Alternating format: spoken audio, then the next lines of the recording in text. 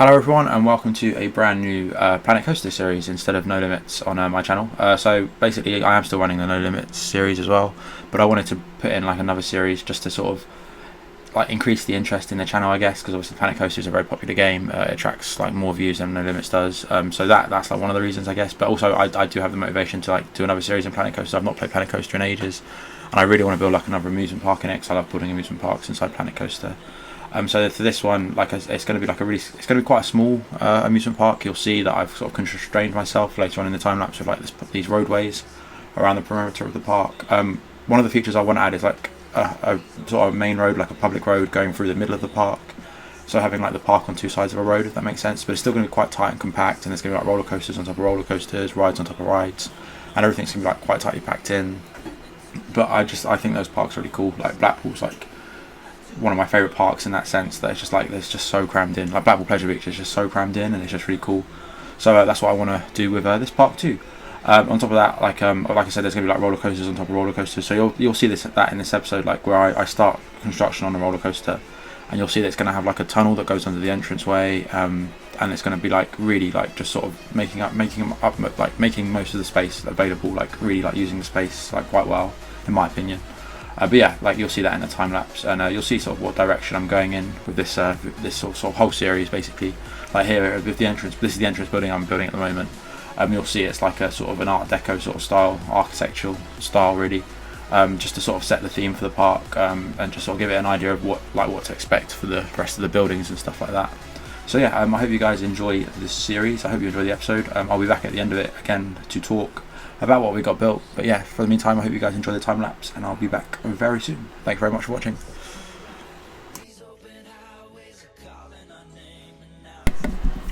Okay, so during the time lapse, I wanted to try something a little bit different, because I know a lot of YouTubers will talk throughout the whole time lapse and talk about what they're doing. Unfortunately, I'm just not very good at talking about my work. I don't really know what to talk about half the time. I mean, I struggle to talk for 2 minutes at the beginning and the end of the videos. So to talk the whole time during my time lapse is just something I'm not very good at doing. But I did want to try to do something just to make the videos more entertaining than just having to listen to music and watching me build.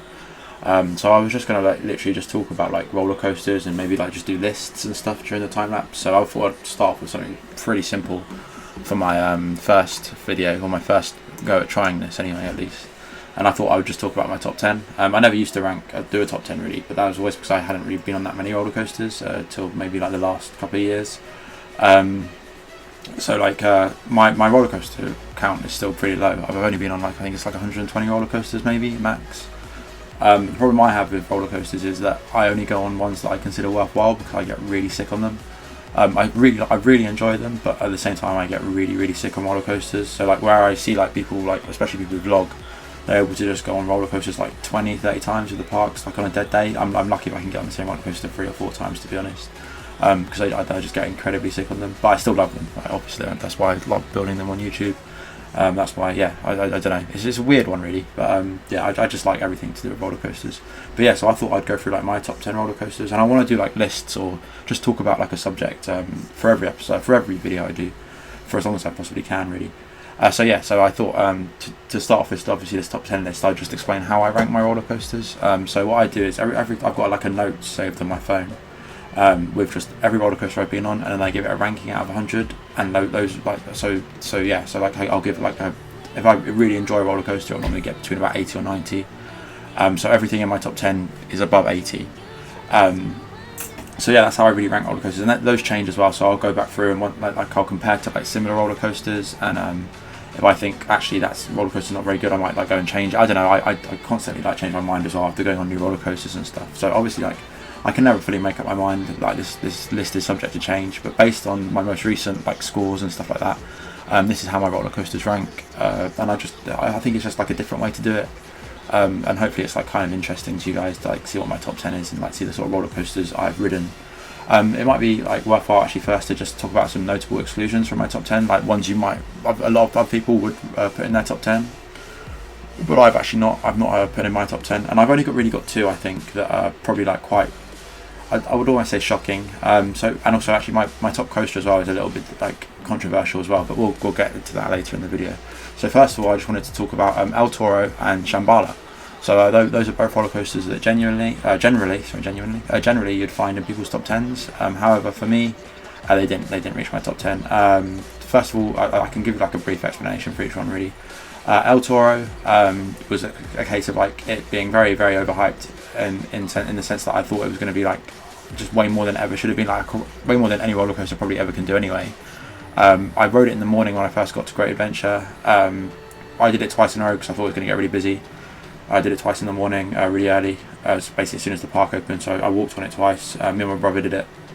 I actually smashed my brother's phone up as well. He didn't like it either for that reason. But yeah, so what we so in terms of the actual roller coaster itself, like whilst it was obviously it has a really cool layout, it has a lot of airtime and stuff. It just, for me, everyone had told me it would be really smooth, but it just rattled my head around so much. It made me so sick, and it just spoiled the rest of my day at Great Adventure. I'm not sure what it was. It just seemed to like it was just. I've never really experienced anything like it on a roller coaster that was supposed to be smooth. And I guess it's a wooden coaster, so obviously you can't expect it to be as smooth as a steel coaster. But it ruined my day at Great Adventure, unfortunately, and that was the only chance I ever really got to go to that park. So it was just a big downer, and for that reason, it doesn't crack my top 10. It's still like a good coaster, and obviously if I could enjoy it more, if I didn't get sick on roller coasters, then I probably would have enjoyed it a lot more than I did. But for that case alone, unfortunately, and then that also meant I missed out on a lot of credits at Great Adventure. I mean, obviously I got the big ones, so I got Kingda Ka, Nitro. But I didn't get like Bizarro, I didn't get Superman Ultimate Flight because of basically I blame it on El Toro really, because I just felt too sick. I had to like pace myself going through that park. I didn't really enjoy the park anyway either. The park wasn't great in my opinion, but that's another story. Anyway, moving on from that, and then Shambhala. Not I was going to say cinema, but not really. It's just, again, it was a roller coaster that just made me really sick, and I just feel like why is this roller coaster? Because I've been on B&M Hypers before. And they've never made me sick, but I just didn't like Shambhala. It was just overhyped to me. It just wasn't the roller coaster I was expecting. I didn't get much airtime. I rode it 4 times over the course of my trip to Barcelona, or to Salou, where it's based. I rode it like once, like right near the front, like I think it was like 3rd row, and then 3 times right at the back. I managed to ride it. The first drop at the back, I admit, was very very good, and like the staggered trains obviously makes the train longer, so the back row just is like magnified. It's crazy going off the back. It's just I was expecting more from it, and I don't know what it was. I don't know. I think maybe it was just been overhyped in my mind. I just didn't enjoy it. I just didn't come off it like as amazed as I was expected to be really. And I probably actually enjoyed Red Force more than I enjoyed Shambhala at Portaventura. But yeah, so that was like, they're my 2 like major exclusions from the list that probably would be in most other people's top 10s. But I just wanted to give like a brief explanation as to why. So yeah, moving on from that, we can go to number 10. And that is Tatsu at Six Flags Magic Mountain. I believe I rode that in 2015. We went on like a family holiday there. I just love the ride. I just thought flying coasters are like a controversial one. A lot of people say, oh, you get too like restrained. There's too much holding you in. You're not free enough. And also people find the pretzel loops really intense, which is true. The pretzel loops are very intense. But I just thought it was really cool, just the setting of it being on top of the mountain, just everything about it was just awesome, and I loved like the roll, like the 0G rolls and stuff, and the pretzel loop I even enjoyed, and I just thought it was a really cool coaster. I just came off that really enjoying that one. Unfortunately, the day I did go, it was only running 1 train, so I could only get one. I was only at Magic Mountain for 1 day, I wanted to get like every coaster I could done, and so I only got 1 chance to go on it because it was the busiest queue of the day. And it was only on 1 train, so unfortunately I got 1 go, but it made a big impact. It was a really good ride. So second in our list is SheiKra, which was the first ever vertical drop coaster I ever went on in Tampa Bay, Florida. Busch Gardens, Tampa Bay, Florida, sorry. It was the first ever vertical drop roller coaster. I actually went there before I went to Alton Towers, which is kind of weird. But yeah, so it's the first vertical drop roller coaster I ever went on. And I remember briefly before that I'd been to Florida, it was like the first time I'd ever gone stealth. So like in the sense that they're both sort of the same similar height, they both have vertical drops and stuff like that. It was like I just conquered one thing, and then SheiKra was a whole new thing, like in terms of like the big vertical drop. And I just thought it was going to be. I just remember being so scared getting on it. And I think just be like the fact that I conquered it when I did. I think I was really young. It was back in 2008, and so I was about 13. And yeah, I just remember like being like really proud of like the fact that I was able to conquer it when I did it. On top of that, the roller coaster itself is just really cool. It's got like a really cool splashdown. The vertical drop is really cool. I like the layout. I like the setting of it. It's just like it's a really nice roller coaster to ride. It's very smooth. It didn't make me feel sick. I can re-ride that thing. I can probably go on it like 3 or 4 times and like probably feel alright afterwards. So yeah, that's why it's quite high up on my list. and it's probably overrated in comparison to like where a lot of people would rank it, but I just really enjoy it. I think it's a really good ride, so that's why it's number 9. So number 8 is Black Mamba at Phantasialand.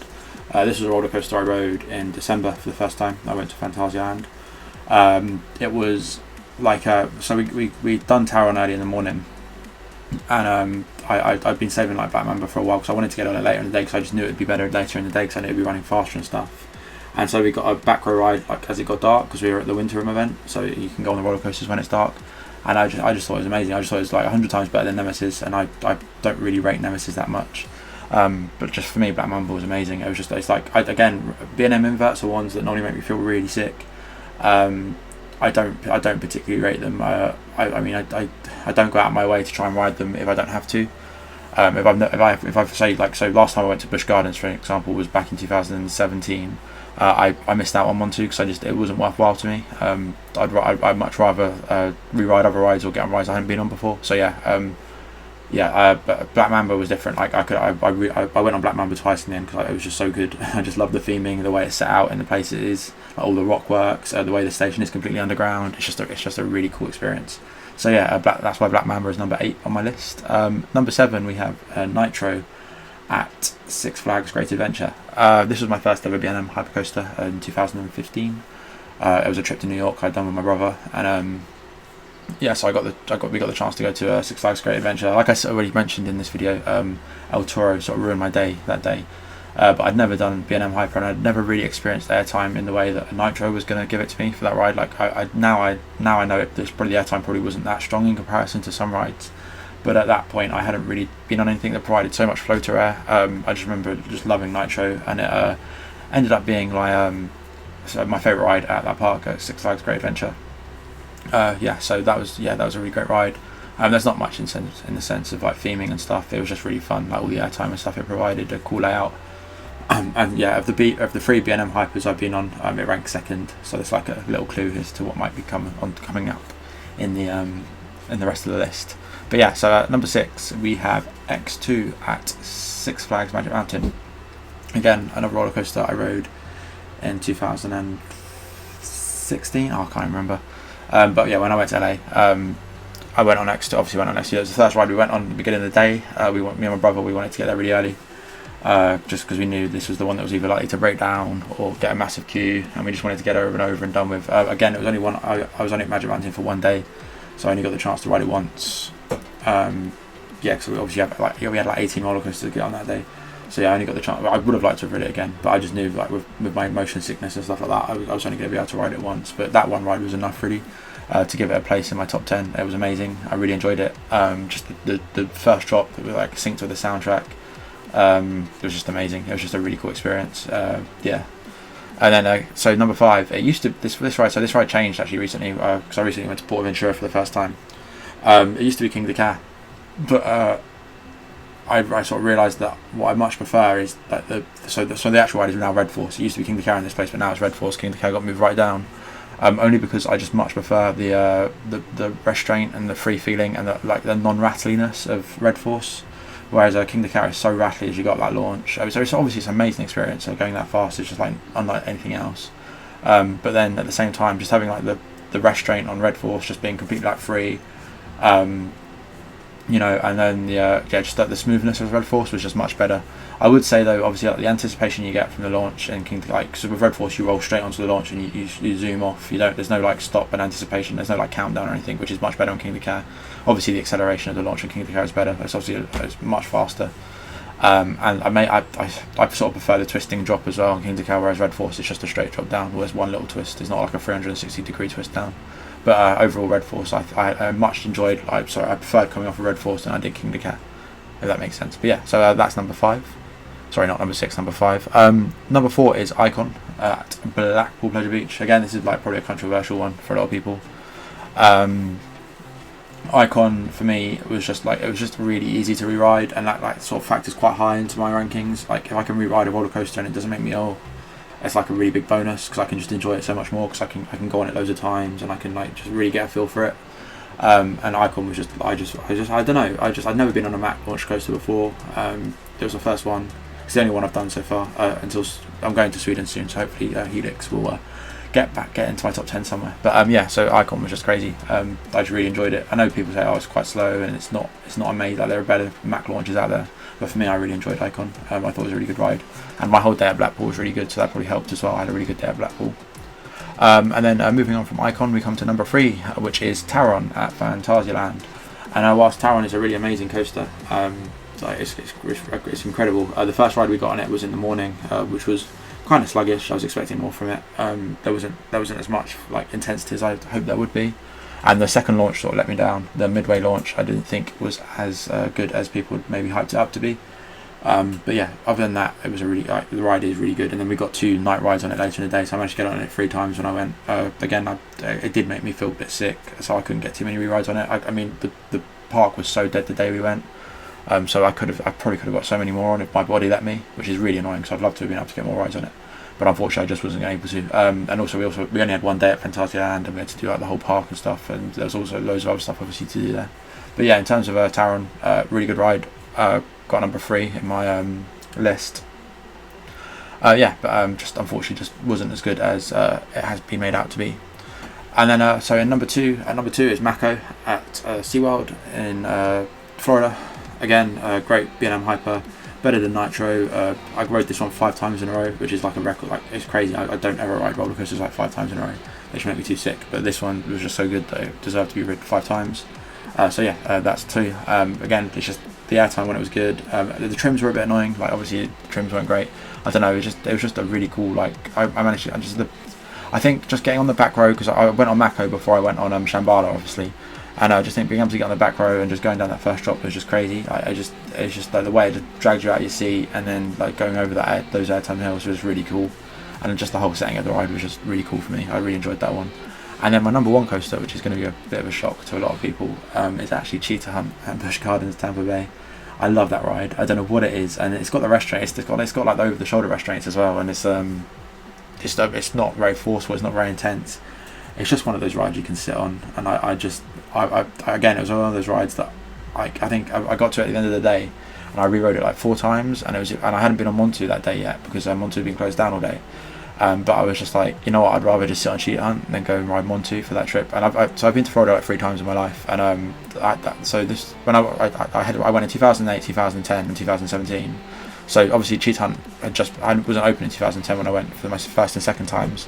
So 2018 was the first time I actually got to go on it. So 2017 was the first time I actually got to go on it. So yeah, then I hadn't been on Montu in 10 years, obviously. In 8 years, 7 years. Sorry, I keep on getting my timings mixed up.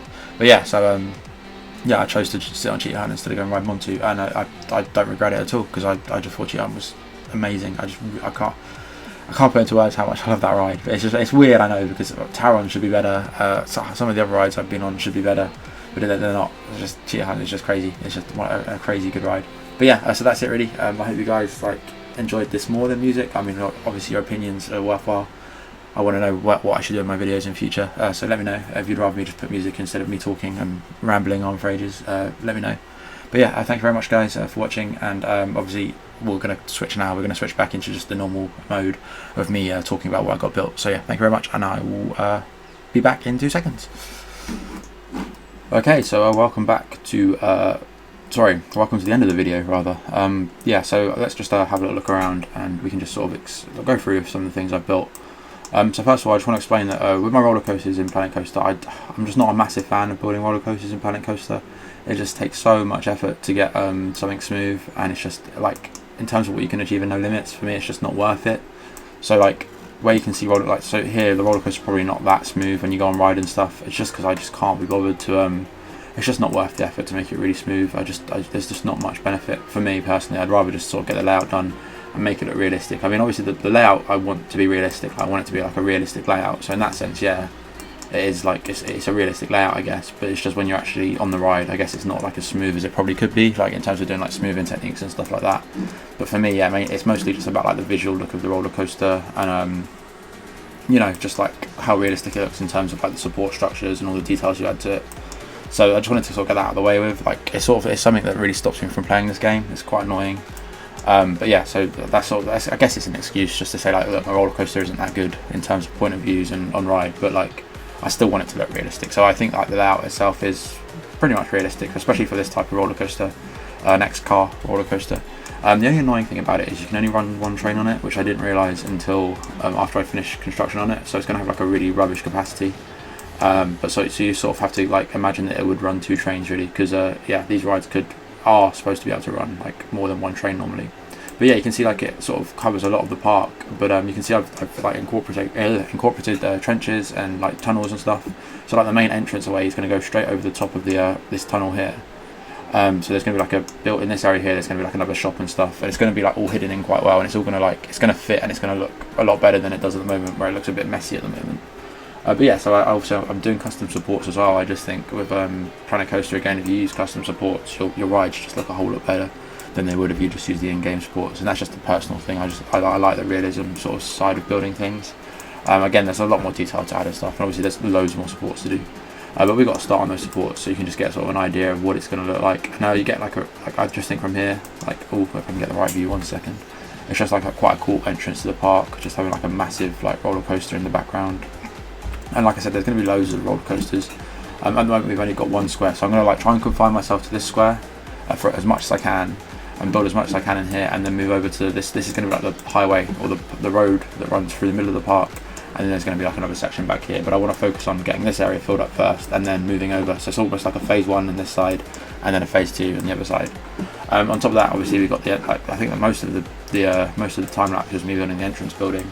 You've got the sign here, which is a Diamond Fairs logo. You can see like the D and the F sort of look like a little bit like a diamond. I mean, it's not the best sign ever, but it will do. It's like the sort of thing I wanted. There's this big welcome, like tacky welcome sign. Again, it's a bit messy, but it'll do. And then obviously you've got like guest services, and then so like the rides would work on like a ticket system. So you'd buy like a ticket, or you'd buy like a wristband for each ride. Oh, sorry, a wristband for like all the rides, and like a ticket for each ride, and then you pick those up here. So there's no real need for like turnstiles, because I want it to be like a free to enter park. So you only really need like ticket booths. And then I'm probably going to have it like on a beach side or like on the seaside, so there's going to be like a beach running along the front of here. I'll probably incorporate that somehow. Yeah, so I want to build beyond the park boundaries. I want to put like, not like, yeah, almost like a town on the outside, like houses maybe and stuff, just to like fill out the outside a little bit, just to make like the whole park look like it fits somewhere. But yeah, so this is the start of it. Like the other things are just like the tunnels and the trenches and stuff. I really like the way like how some parks just like make all their rides interact with pathways, like just being able to walk over a ride, walk next to it. It always, to me, it just always like makes a ride so much better. It just makes it so much more interesting to look at. I don't know, and it just makes rides better basically. But yeah, so this is the first roller coaster obviously. This is probably what we'll continue to work on in the next episode. Hopefully get it finished up in terms of like station building, queue line supports, details and stuff. And then also we need to work on this like entrance area to the park, which is obviously looking pretty rubbish at the moment. It's like very, very messy and very bland, but once I get to work on it and add a few things, it'll look a lot better. But yeah, I hope you guys enjoyed this episode. For the first episode I got quite a bit done. I'm not sure I'll get this much done in every episode. I just wanted to get like a decent chunk done in the first episode to give me like a proper starting like block. But yeah, I hope you enjoyed this guys, and I'll be back as soon as I can with another episode, so thank you very much.